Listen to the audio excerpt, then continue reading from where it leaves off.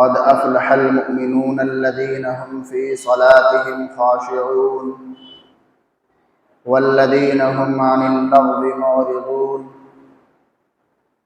والذين هم للزكاة فاعلون والذين هم لفروجهم حافظون إلا على أزواجهم أو ما ملكت أيمانهم فإنهم غير ملومين فمن ابتغى وراء ذلك فأولئك هم العادون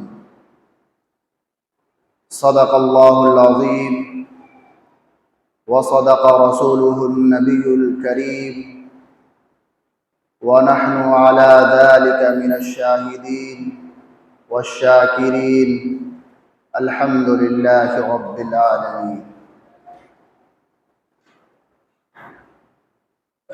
محترم بزرگوں اور دوستو، میں نے ابھی قرآن کریم کی چند آیتیں تلاوت کی ہے، اور یہ آیت سورہ مؤمنون کی ابتدائی آیات ہیں۔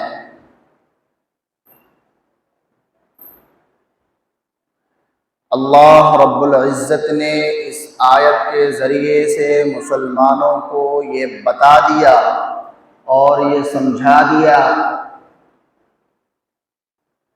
کہ اگر تم فلاح چاہتے ہو، کامیابی چاہتے ہو، تو ان باتوں پر عمل کر لو۔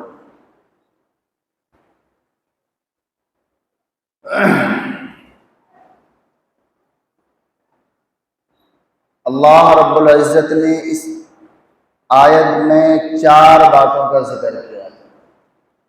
ان ابتدائی آیات میں 4 باتوں کا ذکر ہے، جن میں سے پہلی 3 باتوں پر بقدر ضرورت بات ہو چکی ہے متفرق جمعہ میں۔ وہ کون کون سی ہے میں یاد دلاتا چلوں تاکہ آپ کے ذہن میں بات رہے۔ پہلی بات قرآن کہہ رہا ہے نماز میں خشوع اور خضوع کو اختیار کرو۔ اس پر بھی گفتگو ہو چکی۔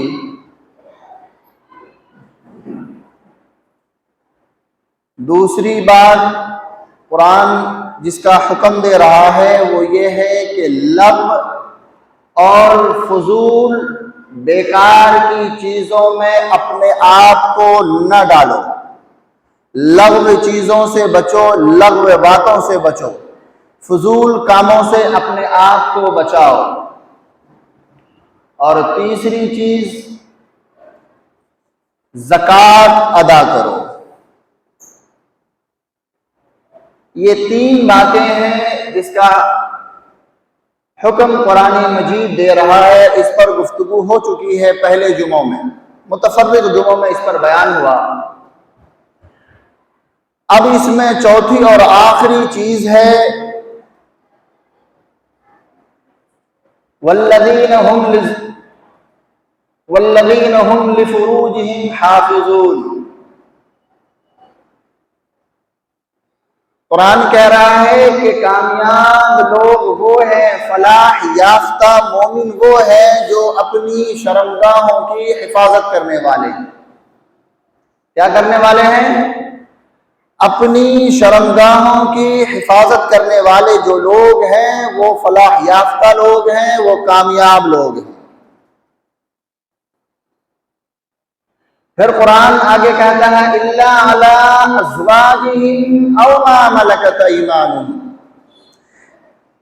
وہ اپنی جنسی خواہشات کو، جنسی خواہشات کی تکمیل کرنا چاہتے ہیں تو وہ صرف اور صرف حلال طریقے سے اسے پورا کریں، اور وہ حلال طریقے قرآن مجید نے بیان فرمائے کہ وہ 2 ہیں۔ اب دیکھیں، ایک چیز ہے کہ اللہ رب العزت نے انسانوں کو پیدا کیا، پیدا کرنے کے بعد اللہ تعالیٰ نے انسان کے اندر جنسی خواہشات کو رکھ دیا۔ اب یہ چیز اور یہ بات نہیں ہو سکتی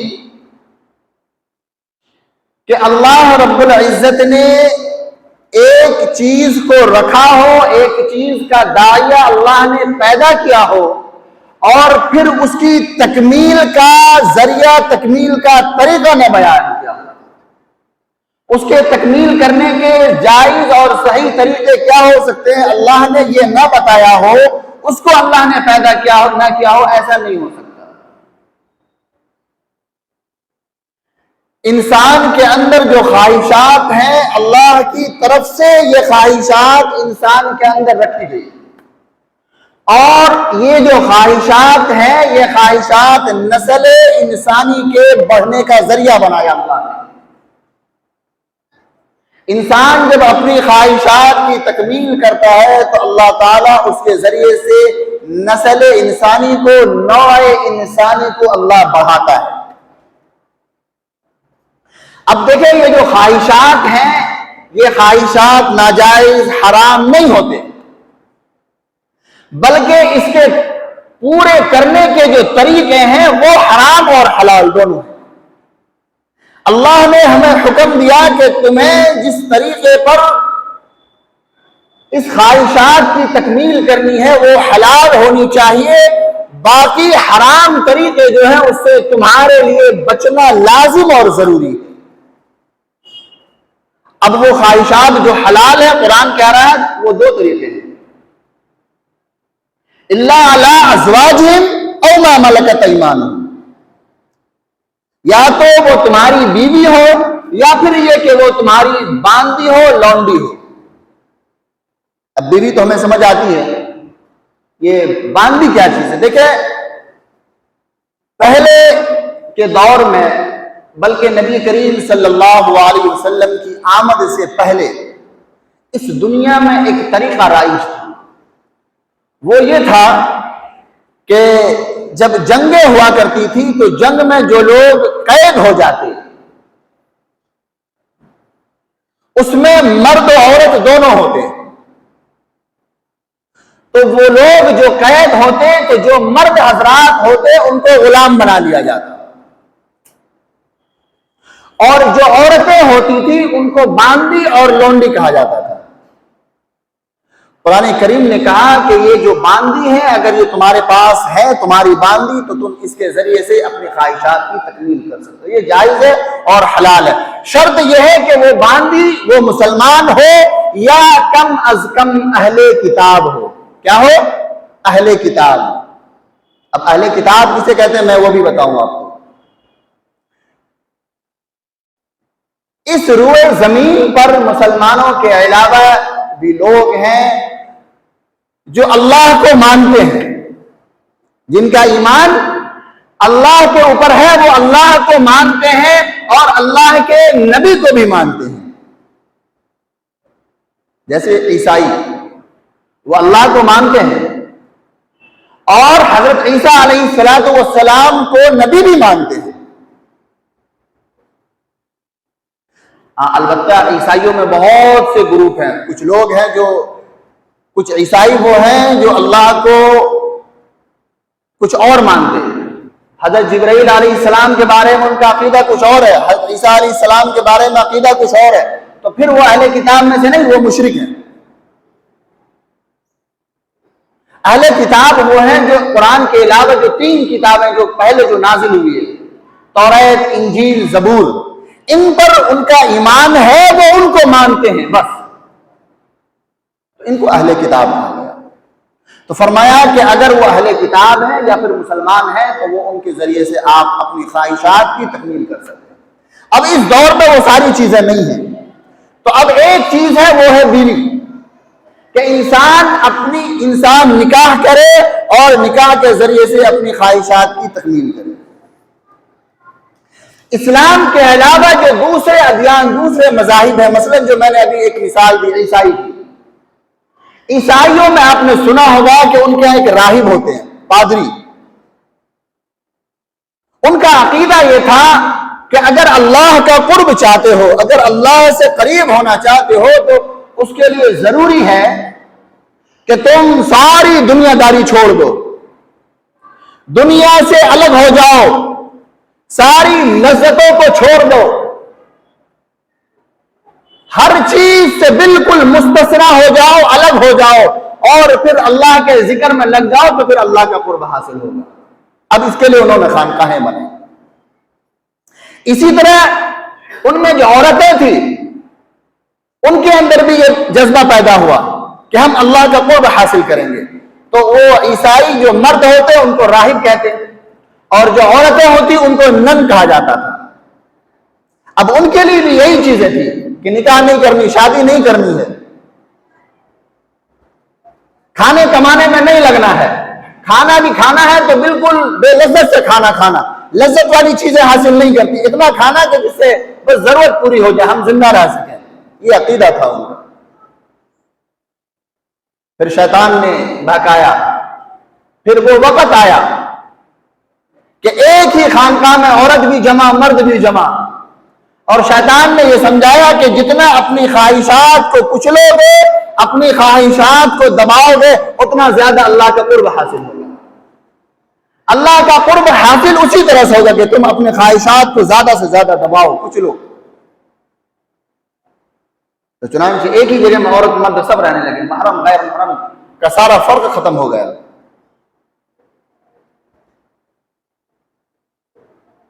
اس کے بعد شیطان نے ایک قدم اور آگے بڑھایا، اس نے کہا کہ یہاں تک تو ٹھیک ہے، خواہشات زیادہ ہو اور پھر اسے کچلو، بات تو تب بنے گی، تب تو اللہ کا قرب حاصل ہوگا۔ اس کے لیے ضروری ہے کہ تم لوگ ایک ہی کمرے میں رہو، مرد عورت ایک ہی کمرے میں رہو، تاکہ اس میں خواہشات ہوں گی، پھر تم اسے کچلو گے۔ نتیجہ یہ ہوا کہ وہ جو خانقاہوں کو انہوں نے بنایا تھا، وہ فحاشی کے اڈے بن گئے۔ سب سے زیادہ کہیں اگر فحاشی ہونے لگی تو وہ جگہ تھی۔ لیکن اسلام نے یہ مزاج نہیں بنایا، اسلام کا مزاج یہ ہرگز نہیں ہے، بلکہ اللہ رب العزت نے انسان کے اندر یہ جذبہ، یہ خواہشات کو رکھا ہے۔ وہ انسان چاہے کوئی بھی ہو، بڑے سے بڑا ولی ہو، بڑے سے بڑا قطب ابدال ہو، اللہ نے سب کے اندر یہ چیز رکھی ہے، حتیٰ کہ اللہ نے پیغمبروں میں بھی یہ صفت رکھی۔ کوئی پیغمبر ایسے نہیں جنہوں نے نکاح نہ کیا۔ حضرت عیسیٰ علیہ السلام کو چھوڑ کر جتنے انبیاء آئے ہیں، سب نے نکاح کیا، سب نے شادی کی۔ اور میں آپ کو بتاؤں، ایک سے زیادہ نکاح کیا۔ حضرت عیسیٰ علیہ السلام کو اللہ نے زندہ آسمان پر اٹھا لیا۔ قیامت سے پہلے وہ دوبارہ زمین پر آئیں گے، اور روایت ملتی ہے کہ جب وہ زمین پر آئیں گے تو پھر وہ نکاح بھی کریں گے، ان کے اولاد بھی ہوگی، اور وہ 40 سال تک زمین پر رہیں گے۔ تو کوئی نبی، کوئی پیغمبر، کوئی ولی، کوئی قطب، کوئی ابدال، بڑے سے بڑا ولی کامل اس سے مستثنا نہیں ہے۔ تو جب اس سے مستثنا نہیں ہے تو پھر اس کی تکمیل کیسے ہوگی؟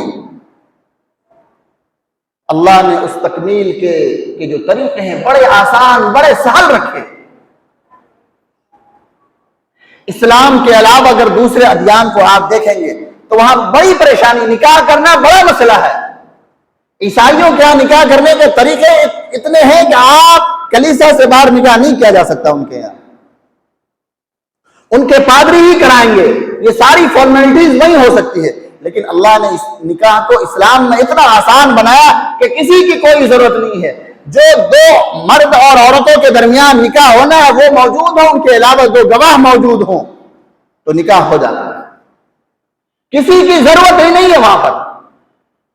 مرد کہہ دے کہ میں تم سے نکاح کر رہا ہوں، عورت کہہ دے کہ مجھے قبول ہے، اور اس کے سننے والے دو گواہ موجود ہوں، دو مرد گواہ موجود ہوں، تو نکاح منعقد ہو جاتا ہے۔ یہ اتنا آسان، اتنا سہل ہے۔ خطبہ سنت ہے، کیا ہے؟ خطبہ جو نکاح میں جو ہم پڑھتے ہیں، سنتے آئے ہیں، اب تک دیکھتے ہیں، یہ سنت ہے۔ اور اس خطبہ کو پڑھنے کے لیے کسی قاضی صاحب کی، کسی مولوی صاحب کی بھی ضرورت نہیں ہے۔ وہ لڑکا چاہے تو خود خطبہ نکاح پڑھ سکتا ہے، لیکن چونکہ ہم لوگ جہاں نکاح ہوتا، جہاں نکاح کرتے کراتے ہیں جو لوگ عام لوگ، چونکہ خطبہ یاد نہیں ہوتا، خطبہ پڑھنا نہیں آتا، تو کسی کو بلا لیا جاتا ہے۔ اس کے لیے یہ بھی ضروری نہیں کہ مسجد میں آؤ تبھی نکاح ہوگا، کہیں بھی نکاح ہو سکتا ہے، کوئی پابندی نہیں ہے۔ لیکن ہمارا جو معاشرہ، ہمارا جو سماج ہے، ہم نے نکاح کو سب سے زیادہ مشکل ترین کام بنا دیا۔ ہم نے نکاح کو اتنا مشکل بنا دیا کہ عام آدمی نکاح کا سوچ ہی نہیں سکتا۔ جس کے پاس پیسے نہیں ہیں وہ تصور ہی نہیں کر سکتے کہ میں نکاح کر لوں یا میں اپنے بچوں کی شادی کرا دوں۔ یہ چیزیں کہاں سے آئی؟ ہم نے یہ چیزیں دوسری قوم سے، دوسرے معاشرے کے لوگوں سے ہم نے اڈاپٹ کیا ہے۔ ہم جن سماج میں، جن کے درمیان رہتے ہیں، ان کے یہاں یہ ساری خرافات ہیں، ہم نے ان خرافات کو اڈاپٹ کر لیا، لے لیا ان سے، اور پھر ہم اس پر فخر بھی کرتے ہیں۔ اب ہمیں شادی کرنی ہو تو پہلے منگنی کے لیے پیسے چاہیے، پھر مہندی کے لیے چاہیے، پھر نکاح کا تقریب، اس کے لیے شامیانے، اتنے لوگوں کی دعوت، اتنے اقسام کے کھانے، پھر ولیمے میں اتنا کچھ ہونا۔ بے شک ولیمہ سنت ہے، لیکن اگر نہیں ہے پیسے تو پھر کیا کریں گے؟ نہیں ہوگا۔ آؤ میں بتاؤں، ایک صحابی رسول ہے عشرہ مبشرہ میں سے، حضرت عبد الرحمن ابن عوف رضی اللہ تعالی عنہ، یہ مسجد میں آئے، ہجرت کر کے جب یہ مدینہ پہنچے تو ایک دن مسجد میں آئے، نماز کے بعد آپ صلی اللہ علیہ وسلم سے ملاقات ہو گئی۔ آپ نے دیکھا کہ ان کے جسم پر جو کپڑے ہیں ان کپڑوں میں پیلے داغ ہیں۔ تو آپ نے پوچھا عبد الرحمن یہ کپڑوں پر داغ کیسا؟ تو وہ کہنے لگے یا رسول اللہ میں نے نکاح کر لیا اور نکاح کے وقت جو خوشبو لگایا تھا اسی خوشبو کے یہ داغ ہیں۔ اب اس پر آپ صلی اللہ علیہ وسلم نے یہ نہیں کہا کہ اچھا تم تو عشرہ مبشرہ میں سے ہو، جن 10 لوگوں کو، جن 10 صحابی رسول کا نام لے کر آپ صلی اللہ علیہ وسلم نے بشارت دی کہ یہ 10 لوگ جنتی ہیں، یہ 10 لوگ جنت میں جائیں گے، ان میں سے ایک ہے وہ۔ کتنے چہیتے ہوں گے آپ ذرا سوچیں۔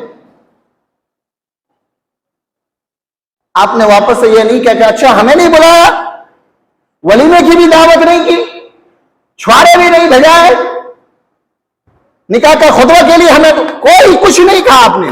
آپ نے دعا کی، آپ نے دعا دی۔ اسی طرح سے ایک اور صحابی رسول ہیں حضرت جابر بن عبداللہ رضی اللہ تعالی، یہ چند وقت مسجد میں نہیں آئے، اس کے بعد پھر آئے تو آپ صلی اللہ علیہ وسلم سے ملاقات ہوئی، یا پھر یہ کہ کہیں جا رہے تھے راستے میں، ایسے ہی درمیان کچھ باتیں ہو رہی تھی، باتوں باتوں میں کہتی کہ یا رسول اللہ میں نے نکاح کر لیا، بغیر کسی پلاننگ کے، کوئی ایسا ماحول بنائے بغیر، بس کوئی بات ہو رہی تھی اسی درمیان میں کہہ دیا یا رسول اللہ میں نے شادی کر لی، میں نے نکاح کر لیا۔ آپ نے پھر کوئی سوال نہیں کیا کہ اچھا دعوت نہیں، یہ نہیں، وہ نہیں، مدینے میں تھے ہمیں نہیں پوچھا، ہمیں نہیں بلایا، کیوں؟ اس لیے کہ اسلام کا مزاج ہی یہ نہیں ہے کہ نکاح کو مشکل بناؤ۔ نکاح تو بہت ہی آسان ہے، نکاح اتنا آسان ہے کہ ایک شخص مسجد میں آئے، نماز پڑھ کر کے جائے، اس سے زیادہ نکاح کو اللہ نے آسان بنایا۔ وہ اس لیے کہ اللہ نے انسان کے اندر جو جنسی خواہشات جو رکھی ہے اس کی تکمیل آسانی سے ہو، اس کے لیے کوئی حرام اور ناجائز طریقے اختیار نہ کرنے پڑے، انسان کسی غلط راستے پر نہیں جائے، اس کے لیے اللہ نے اتنا آسان بنایا ہے۔ جب حضرت جابر رضی اللہ تعالیٰ عنہ نے کہا کہ یا رسول اللہ میں نے نکاح کر لیا، شادی کر لی، تو آپ نے پوچھا کہ اچھا کسی کنواری لڑکی سے شادی کیا یا کسی سیدہ سے؟ تو وہ کہنے لگے یا رسول اللہ میری 6 بہنیں ہیں چھوٹی چھوٹی، اس لیے مجھے کسی ایسی عورت کی ضرورت تھی جو سمجھدار ہو اور وہ اس کی تربیت کر سکے، تو اسی لیے میں نے کنواری سے نہیں، میں نے سیدہ سے کیا ہے۔ آپ صلی اللہ علیہ وسلم نے اس پر ان کو دعا دی اور فرمایا کہ اللہ تمہاری نکاح میں برکت عطا فرمائے، ان کے اس جذبے کی وجہ سے۔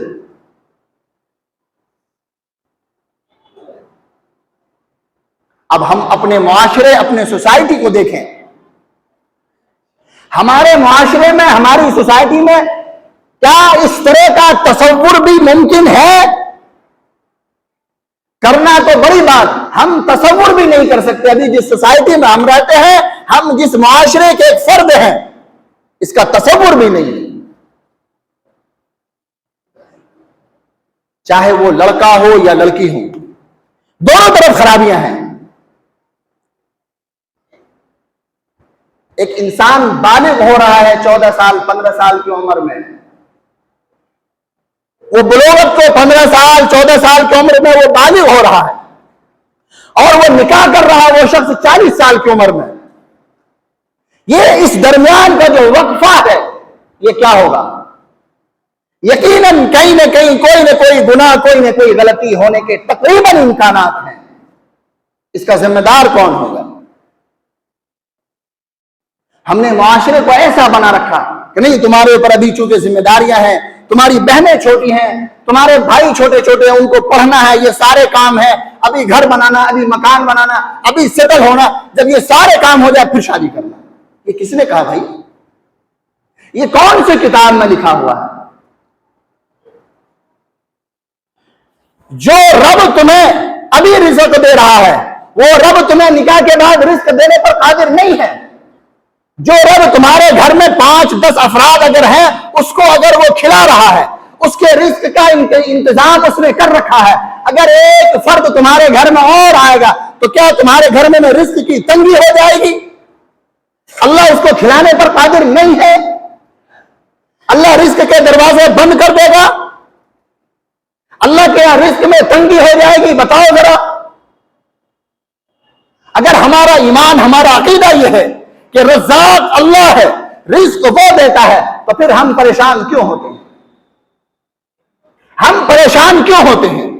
اسی طرح سے جب رشتے آتے ہیں، اللہ کے نبی صلی اللہ علیہ وسلم نے فرمایا کہ جب رشتہ آئے، جب مناسب رشتہ ہو، تمہارا کفو بھی ملتا ہو، اور وہ جو رشتہ آیا وہ رشتہ بھی دیندار گھرانے سے آیا ہے، تو پھر اسے فوراً قبول کر لو، اسے فوراً قبول کرو۔ اور اگر ایسا نہیں کیا تو پھر زمین پر فتنہ اور فساد پھیل جائے گا۔ ایک حدیث ہے، اللہ کے نبی صلی اللہ علیہ وسلم نے فرمایا کہ جس شخص نے دولت کی خاطر نکاح کیا، دولت کی خاطر شادی کی، اللہ تعالیٰ ایسے شخص کے حصے میں تنگ دستی کے علاوہ کچھ نہیں دے گا۔ اور جس شخص نے اس لیے نکاح کیا، اس لیے شادی کی کہ بڑا خاندان ہے، بڑا اونچا خاندان ہے، بڑا اونچا حسب و نسب ہے، عزت ملے گی، شہرت ملے گی، تو اللہ کے نبی نے فرمایا کہ ایسے شخص کے حصے میں ذلت کے سبب کچھ نہیں آنے والا۔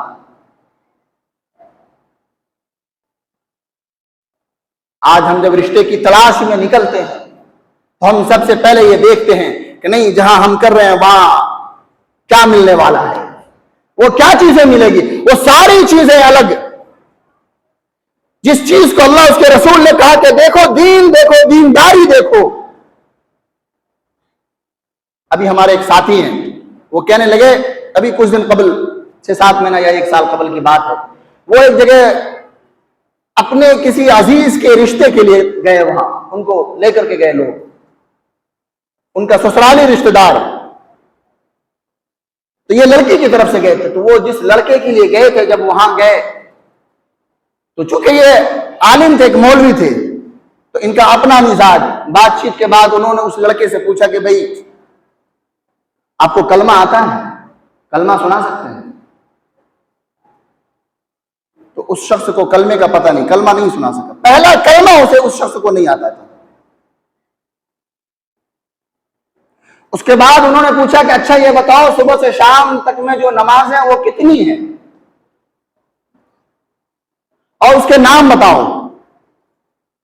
کچھ نہیں پتا، دین کا کوئی 0 سناٹا وہ شخص۔ یہ کہنے لگے کہ میں نے منع کر دیا کہ بھئی ایسی جگہ رشتہ مناسب نہیں ہے۔ اس کے بعد پھر چند دنوں کے بعد چونکہ جہاں رشتہ ہوا تھا وہ لڑکا کماتا ٹھیک ٹھاک تھا، آمدنی ٹھیک ٹھاک سی تھی، تو جو ان کے سسرالی رشتہ دار تھے انہوں نے رشتہ فائنل کر دیا کچھ دنوں کے بعد، ان سے کہے بغیر۔